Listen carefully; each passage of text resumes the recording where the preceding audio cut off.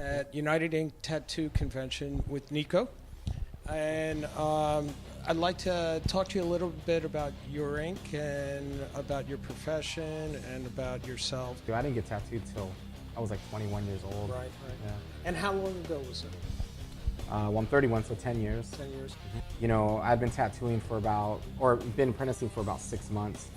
Maybe it was a year after I started my apprenticeship. I had been tattooing already for 6 months, and I remember getting tattooed, and man, dude, it was crazy. It was like I couldn't believe like what it felt like. I mean, it felt way worse than I expected. Like, because my clients would sit there and just take it, you know. Right. When I got tattooed, I was like, oh, this will be cool, and it was like, oh shit. Yeah, it was good though. It was a good experience, you know. It was like a humbling experience, you know, and it was kind of cool to like have the reversal of that. Instead of being all tattooed before, I got tattooed after. That's pretty cool. My experience with tattoos was like homemade tattoos or jailhouse tattoos. Like my grandfather had like homemade tattoos on his hands, and my uncles had some like jailhouse stuff. And once I started tattooing, that's when I learned like the artists out there. And so I got tattooed on my forearms and stuff to learn, you know, like I got this from Robert Hernandez and then Guy Aitchison, and I really just wanted to figure out how these people did what they did, you know. So that's what I did. It was more of a learning experience, and I get tattooed by people that I admire. Like, tattooing is more accepted now, and I think that it's great because more people get tattooed, you know, older people get tattooed. There's not such a stigma on it as far as like, you know, being such an outcast and stuff. Like the same thing, the good comes with the bad. There's a lot of people tattooing and not really caring about, you know, just the tattoo, and they're not really caring about the history. You know, when I learned how to tattoo, the guy that taught me had only been tattooing 2 years, so you know, he taught me some tattoo ethics, but you know, it's been like a 10-year career so far of learning, you know, tattoo etiquette and ethics, and just learning about, you know, the history of tattooing. And I noticed the longer I tattoo, the more I care about the history.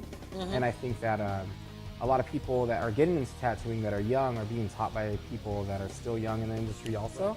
So I think that they don't have enough respect, and I think that sometimes, you know, you got to take the time to say thank you to people that have been doing it before us, because we have such a great, you know, life, and our livelihood's so great. And I mean, in my opinion, I think it's one of the best jobs out there.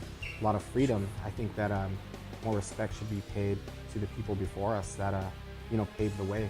I have more compassion for people that are on TV that are trying to tattoo, whether it's just a normal tattoo show or if it's a competition. I think it's just a lot of stress, you know, and there's a lot more to it than people think, you know. It was all learning experience, man. Whether it was good or bad, sometimes, you know, it was just a learning experience. Everything was new and fresh and different, and it was exciting. You know, it's always exciting when you do something new, but yeah, it is what it is. You know, it's just something that passed. Yeah, that's true. What's next for you? What's in your near-term future? I mean, pretty much just doing the same thing I'm doing. You know, I'm just trying to learn more and just trying to produce more art and travel and take care of my family and just do everything that, you know, I can do the best I can. Where are you tattooing out of now? I own a shop in Asperia, California. It's called Black Anchor Collective. Okay. Right now I'm currently looking for a space in Los Angeles to open a second shop, like in Hollywood area. What do you see that's different or interesting outside of the U.S.? Depends. I think sometimes it has to do with me not speaking the language sometimes. Yeah. But I noticed that if I don't speak the language, people are a little more respectful. You know, I remember a time when you didn't go just walk behind someone's booth, you know, if you were at a convention.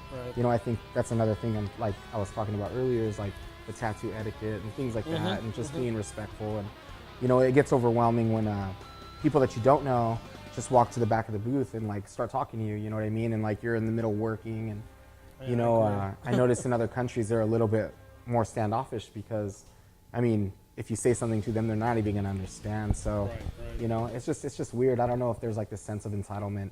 And I'm not even talking just about America, maybe just English-speaking countries. And when you speak English. Yeah. Thank you very much for your time. Enjoyed talking with you. And if you get a chance to meet Francisco, please. Yeah, no, I'm gonna check it out for sure. I'll make it a point tomorrow to go look at his stuff.